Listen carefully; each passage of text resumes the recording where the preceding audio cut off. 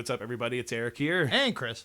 And we have a new setting here for the LowBlowRadio show. We're going to have a different presentation for our radio MMA coverage and stuff for our YouTube channel. I thought we'd change it up because Chris and I spend a lot of time here at the River Studio, so why not take advantage of a little bit of that and talk about some wrestling while we're here, Chris. Last night was AEW Dynamite, the Crossroads, March 3rd.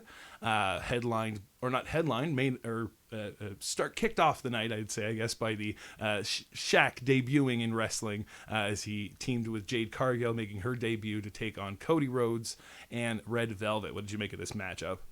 For what it was, celebrity in the ring, getting Shaq in the ring and having his actual debut and Jade having hers, it was fine, right? Yeah. I mean, we got a powerbomb out of Shaq onto Cody, which I didn't expect to see. It was Cody wrestling himself for the most part, flipping around and dancing around Shaq to make moves make it look like there was some action happening. That was fine. Yeah.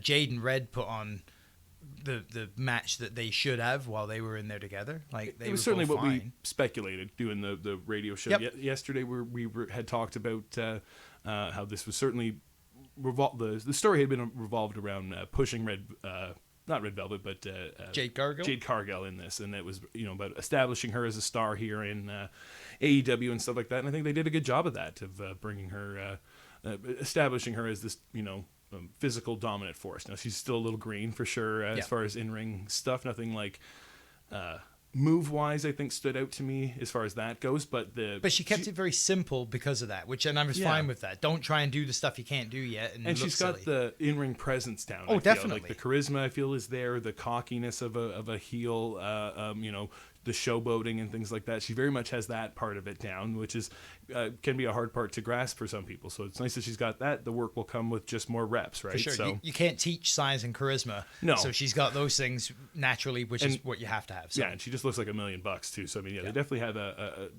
they're star-making qualities to her. So I think they have something on their hands here, and I don't think Red lost for losing. No. Red Velvet still comes out with this looking a lot better than I didn't know who Red Velvet was coming in. Yeah. So she had everyone's happy. Had close near fall in the match. The moonsault was fantastic. So yeah, she had a great showing, and then even in loss has enough to kind of show for herself in that. The oddity was after the match when Tony Schiavone went for an inappropriate Alex Marvez style interview in the back of the ambulance with an unconscious Shaquille O'Neal. Opens the ambulance door of his own volition to find it's empty. So, and then this was never wrapped up through the night. So I guess this is a mystery that's a hanging thread until future weeks, maybe the pay-per-view. Yeah. What's your speculation on what this might be? Is this the Shacker Taker? I don't know. I don't know what to make of something like this. I don't know if it was just for the... you'd assume by having this match first, it was for the casual people that were maybe tuning in, not wanting to watch a whole show of wrestling, to just see Shaq do his thing, and that maybe this little tease would be enough to either intrigue them to watch another show or see what the furthering of Shaq's story was going to be. To me, it just seemed a little hokey and a little kind of odd and strange, really kind of out there. But what do you think it might be going towards? That's my hardest thing, too. I can't quite decipher that either, whether it was just... he snuck away to come back at somebody else later on. I don't know. I'm not sure what really to make of it. How about you? I had no idea last night. I could not put head nor tail of what. Was it like a breaking of the fourth wall attempt? Right. Where we're going to interview him in the back of the ambulance, but oh my goodness, he's already gone. He wasn't even hurt. Yeah. Whoa, we've made a mistake. Like, was it that supposed to be what was weird? Or was Shaquille O'Neal faking out how injured he was, right, and faking that he needed ambulatory assistance, and that's why he was able to just get out and leave. But he didn't leave through the back of the ambulance because Schiavone, we would have seen him. It was very strange. I'm confused. I hope they do come back to this at some point and give us some closure on it. It was weird they didn't mention it later on in the night, too. I thought least there would be some kind of a payoff to a degree. So, yeah, that made me feel a little lost as well. That made me lean in more to that like fourth wall break thing where, this wasn't supposed to happen, so we won't even reference again. Right. Which, of course, if it was done deliberately, there will be another thing that will happen in a future show that will be the same vein. Yeah. So we'll find out what this was, I guess, at some point, but... yeah, true. Confusing right now. The second match of the night, we had Pac teaming up with his buddy Ray, and they took on... who was it they were fighting? Oh, geez, I can't remember. It was a couple of job guys. It was John Skyler and... I cannot remember who the other guy's name was. They were most certainly job guys and treated as such. Yes, very much enhancement guys we've seen on Dark. Unfamiliar with the other guy's name off the top of my head here. But yeah, very much just a match you would normally see on Dark, but they've kind of incorporated it here on Dynamite. A nice sort of just enhancement match, seeing Pac and Phoenix teaming together, something you don't normally see unless it's the three of them with Penta as well. So I think they worked really, really well together with their innovative move sets and just a killer combination as they were putting these guys away in the end. We got the Inner Circle press conference up next, which was just an excuse to get Eric Bischoff back on camera, joined by Comrade Thompson this time. That bit was fine, I guess. They always do these kind of different sale jobs on MJF matches, it seems, going into pay-per-views. Yeah. Jericho's also gotten some of this different treatment before with stuff, so... It just is another setup for a promo and an excuse for the Bucks to come out and interrupt and that kind of stuff. So, I mean, I like that at least it had a setup. It wasn't just, we're going to hear from the Inner Circle, and you get them in the ring, and they have their spiel, at least with the premise of a press conference. It gave it leniency to the interruption and a different way to do the same old thing. Which sure. At least you're trying something different. So we got, and the Bucks attacked along with the Good Brothers and took some revenge for the bloodying of Papa Buck from last week. I think it's a decent build for this Sunday's pay-per-view. For sure, the table spots, spot, right? The table spots are really fun. Interesting that they were doing them to Santana and Ortiz as MJF and Jericho kind of looked on in awe of what could potentially happen to them at the pay-per-view. I think a decent build to the match. You heard our dad, we'll hurt your Mexican tag team. Exactly. Then we got a video package for the death match. I think they're Puerto Rican, not Mexican, but that here nor there. My bad. No, yeah, we won't be murdered for that. If anyone watched. They wouldn't be too happy. I want to make sure we're specific about that. I do believe they are Puerto Rican. You're absolutely right. They don't wear Mexican flags; it's Puerto Rican flags. Yeah, I'm ignorant. Then we got a video package for the deathmatch barbed wire exploding ring main event on Sunday. I loved this because it had Inoki. Oh my gosh, that was so cool. I seen him. Recently at the H2O show when Matt Tremont retired, they had a video package with Inoki kind of helping Tremont retire there, but so cool to see him here and a great, for people who know those death matches, to have him there to put it over really helped sell it for those hardcore fans, as well as showing the old footage. I think is establishing what you're in store for. We kind of said this yesterday. We were surprised they haven't already leaned this way with showing us some footage of an exploding death match. Yeah. Having some references to the history of it. And so, this was a good place for it. It was a little bit of a shame this was the only build through the night for it, but... True, I think, in hindsight... You got a lot of matches to build for on Sunday. In hindsight, they could have had a few of these maybe filtered in, and once Kenny had announced it over the last week or two, just to let people know what they're in store for if they'd never heard of a match like this before. We had Tully Blanchard return to the ring for the first time in 30 years, teaming with his proteges, FTR, taking on the threesome of Jurassic Express. What an entrance. My gosh, those belts, they look like... They come straight out of the 80s, the FTR, and those belts do as well. But they suited them so well. Great to see Tully with his again. With JJ Dillon, that was so cool. That was weird seeing JJ come out with him as well, because anywhere they've tried to kind of distance themselves from a Four Horsemen. They leaned into it heavy in this match. That was pretty well leaned into. You can't. Well, certainly by the end too. And definitely once Arn had come out and popped his head out at the end. Good match. Tully did what the things you'd expect. And I'd have to say with the Sean Spears thing too, right? I think they're certainly leaning towards building a Four Horsemen of some sorts here, but we can get to that if we want to touch on the match. But itself a good, what you would have expected from this type of matchup. Nice to see them going over very much as heels in the end as well. Having the run in from Sean Spears taking out Jungle Boy on the outside and Marco, and then leaving Luchasaurus to all the destruction and that kind of stuff really kind of put the heels over in quite a good eye, to me at least. Yep, no, I agree. And all the bits with Tully and Marco were really good. I like that Tully got the pin. Yeah. I like the suplex, the snap suplex spot off the ropes. Oh my gosh, nice. So cool. Tully looked fine. Yeah. So surprisingly, great. Yeah. Fun match. Fun little bit at the end, too, as they were leaving the area while Shivani was setting up for his Big Show interview. And JJ leans into the mic and tries to say something. And Shivani just made an off-the-cuff ad-lib remark about not getting paid any extra for that. You're not getting paid extra for that one, JJ. Could tell by the smile on his face. He came up with that all by himself. On the spur of the moment. He was very happy about that, yes. As JJ was remarking, I think it was something like, you're not going to get much better than that, kind of typical Four Horsemen type appeal, but... Tony Schiavone introduces No more BS, Paul White. Yes. I did like that shirt. His new t-shirt. I popped for the t-shirt. I thought that was very creative. Again, as much as they were referenced that they're only a t-shirt company, they can come up with some good ideas, even if it's something small like this that might sell. It was the perfect use of, everyone knows him as the Big Show, and the term of BS and all that kind of stuff. So no, the No More BS t-shirt certainly got me as well. And then he teased that we'll be seeing, he's got a big scoop for us. Yeah. And the big scoop is on Sunday at Evolution. I think he meant Revolution. Sunday at the pay-per-view, we're going to get the debut of a brand new superstar to AEW wrestling, a free agent wrestler who is Hall of Fame worthy. It's not who you think. Yeah. That was the worst line of all to decode and get through the encryption of. I'm going to say it's odd to have Paul breaking. I didn't think he was coming here to break news stories. I didn't think they were bringing him in as a Mike Today type character of like, oh, I got the scoop of this type of investigative stuff. But hey, sure, he certainly would know a lot of other people, and if they were potential people for the Hall of Fame, he would know a lot of those people as well. So an interesting tease because of the phrasing, I think too. I think it'll be more revealing when we know who it is, but it either narrows the list of people or it is an obvious sort of misdirect to sort of get you thinking about other people when it could be another thing. Does anyone jump out to you, or do you want to keep it as TBA? No, I've got my list includes Rob Van Dam is a short list favorite that I've got because he's not in the Hall. Is certainly a Hall of Fame worthy career. Okay. And would be of the kind of caliber that you could see him slotting into the ladder match as a surprise entrant.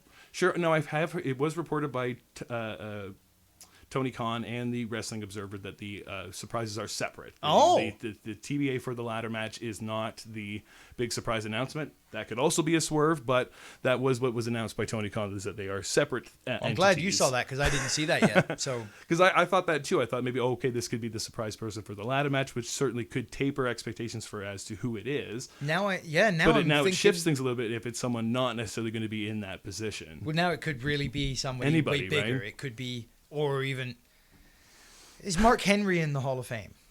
I don't know. I don't think so. Mark Henry has been inducted into the WWE Hall of Fame yet. Yeah. It could be Mark Henry. I mean, this is the thing where he said Hall of Fame worthy. Hall of Fame worthy, yeah. That doesn't necessarily mean it's not a Hall of Famer. Yeah. It just, I'm tending to lead myself down that path. Or is it just saying they have a Hall of Fame worthy career? That you're saying that was it just to say that it's not a new person? Like it's not going to be a Nick Aldis or something like that. It's going to be a legend in the status of they have a that's kind of career. What we're being led to think that. But you say Nick Aldis. Right. Hard to argue at this point. Will he one day be in the Hall of Fame? Probably. Right. Probably. Yeah. Eventually he will have had, I would expect, a Hall of Fame worthy career. Yeah. I was thinking the only fit. Yeah. The only things that had came to mind, and I hadn't done any double checking, was as they've gone into this sort of veterans or historical people from wrestling's past kind of thing, they haven't dipped their toes into the female side of things. I was wondering so that I wonder too. about I wasn't sure if it was someone like, I don't know if Trish Stratus is in the Hall of Fame. I don't know if Lita is. Trish and Lita are, because I'm pretty sure they inducted each other. Right. But you've got others. Tessa Blanchard is definitely not yet. That's a huge one. That could be a big swerve and surprise. She certainly has a potential for a Hall of Fame worthy just due to her last name, right? So more than this, because we could probably spend the next hour talking and just throwing names back and forth and think we were good with all of them. Do you think this is a dangerous way to make this kind of announcement? Right, where like they're trying to get you to buy a pay-per-view to hear the announcement. It does feel a little carny, like the thing that they try to tease Impact for. They've been known to do this kind of thing, like make sure you check in our pay-per-view. We got a huge announcement coming up, and that's not. Again, they've done announcements in a few different ways. They've had it just released to the press, like with the Paul White stuff. They keep it surprises, like the Stings and the other, the Matt Sydals or Brian Cage type appearances when they debuted. I don't know. It's hard to say. I don't know. I think for me, the dangerous aspect of it is that it doesn't live up to the hype.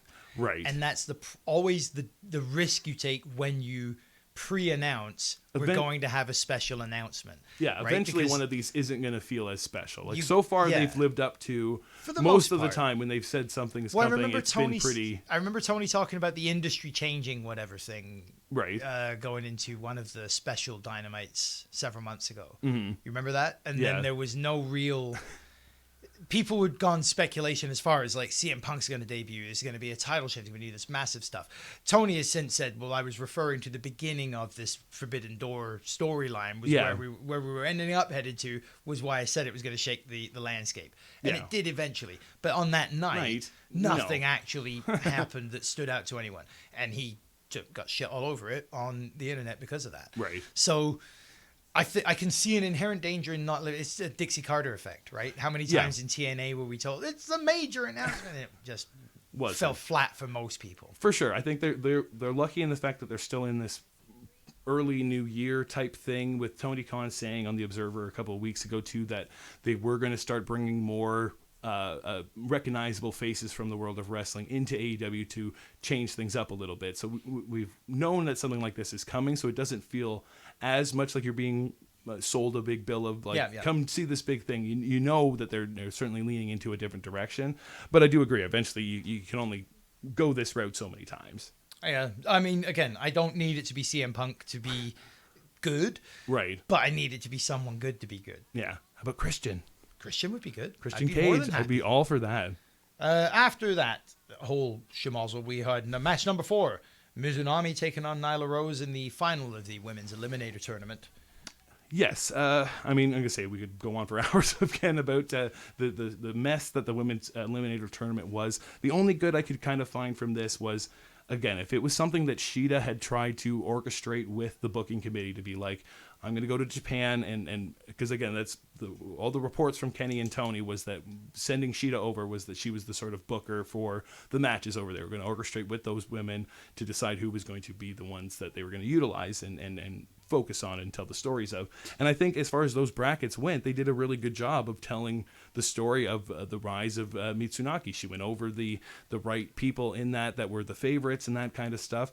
But the other side of this, on Dynamite, they didn't do a good job of telling that story. Shida was building this story, but you had to really be watching all the matches, paying attention to all the stuff to catch all those things, because they weren't filling you in on Dynamite. And then on the American side of the bracket, felt like all she told them was, make sure I have a monster at the end of this, so they gave her Nyla Rose. So there could have been so much more from this tournament on all different aspects. Yeah. If all said and done, we're just trying to establish a new star like Ryu Mitsunaki, you can't take anything away from beating a former champion, a former #1 contender, a top-ranked contender like Nyla Rose, but in the grand scheme of things, they just didn't do a good job building this match overall, or getting her over in this match overall, too. I didn't enjoy the match. I found like the no-selling was too much. I thought I was watching much more of a Japanese-style bout than a North American-style bout. Right. Which, it's fine. I don't dislike that wrestling when I'm watching New Japan.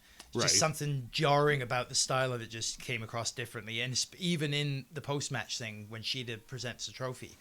Right, and I like that, but again, it's not for everybody. The kind of arm race turned into a quick shot to the face, which turned into just a chop fest back and forth, and neither one of them looked like they were actually hurting the other one, or had hurt their feelings even that they had done this. It seemed very... No, it's a Japanese wrestling thing. It's a test of strength. It's the let's get in here and hit each other, and the first one to break is the first one to break, and when she hit the ground, that was the first sort of, okay, you got me, you hit me a little bit harder than I hit you, and that's where we're going with this. And again, it's a playful side of Japanese wrestling that you have to know. To me, it works because it's a non-verbal storytelling aspect of Joshi and Japanese wrestling that I really like, that I think they should use more in American wrestling, because not everyone speaks English or understands English and is having the commentators get everything over for them. So the story should be told by the wrestlers in the gimmick of the match, right? So, but I can see where they don't do enough of that kind of storytelling in AEW, that it can be a bit more jarring. Yeah. No, it's just it was a different style. Yeah. So, I mean, again, you appreciate it for the different style. I found it as just a little bit too different. For sure. On this presentation. Yeah. Next up, Sting is in the ring, and he's assaulted once more by Team Taz. Yes, Ricky Starks with no shoes. First of all, verbally by Ricky Starks, and then physically by the rest of the team. So he's saved by Darby Allin.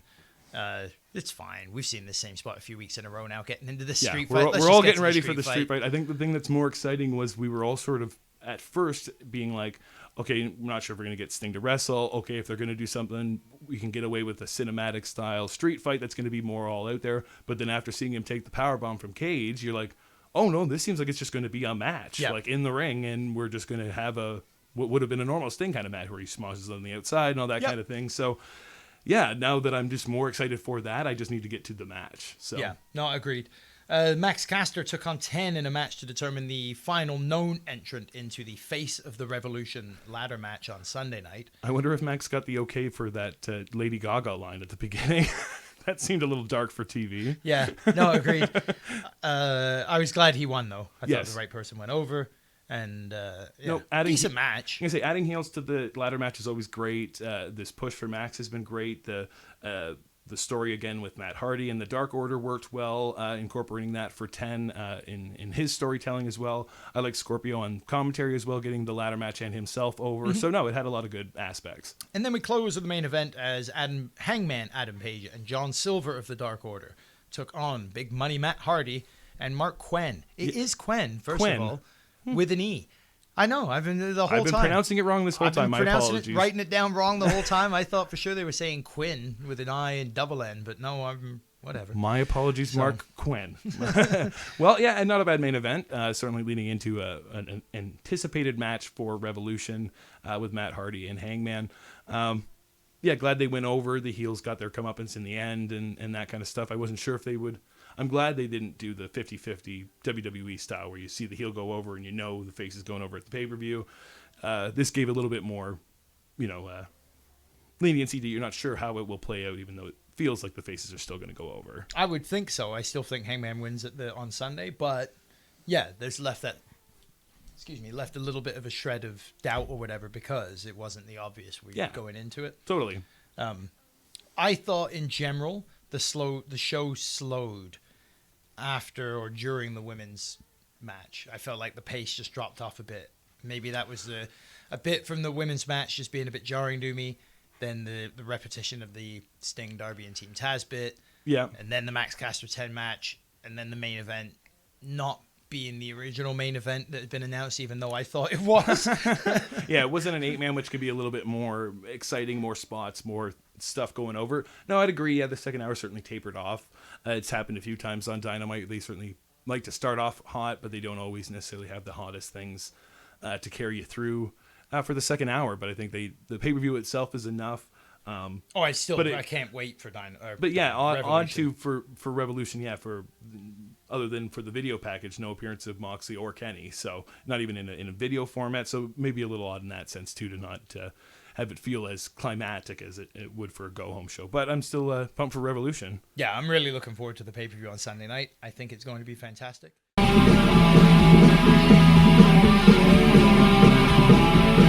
Now